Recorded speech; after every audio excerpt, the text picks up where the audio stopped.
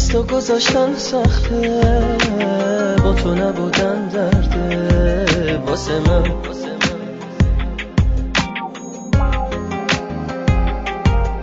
زنده بودنم مرگه بدون تو عشقت واسه من.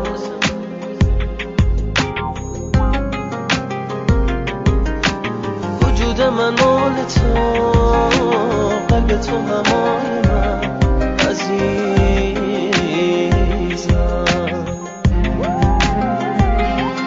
رفتن تو مرگ منه، دستای تو دستمه. نگو که باید جداشیم، نبوده تو نبودمه. بدون تو کم میارم، تا پای جون دوست دارم. اگه تو از من جداشی، امید موندن ندارم. واسه با تو بودم زندگیمو باختم، یه کلبه ای ازش واسه یه تو ساختم. من عاشق تو بودم، عاشق تو هستم، درای دلم روی همه بستم.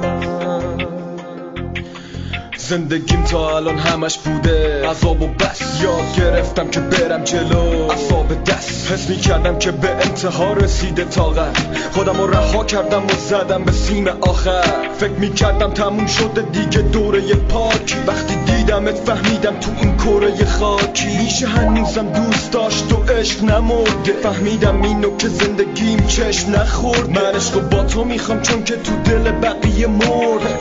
این دل سادم شکست و بخیه خورد. باید که نور این دلم حالا به تا به رو تو. عوض نمی کنم با غریبه یه تار موتو. آدم و دلم و شکستن و اینو یادم دادن که دیگه خودم رو قایم بکنم از عالم آدم. میخوام بیا چون پناه دل خستم باشی. پس بی تو میدونم زندگیم از هم پاشیده است. رفتن تو مرگ منه، دستای تو دستمه. نگو که باید جداشیم، نبوده تو نبودمه.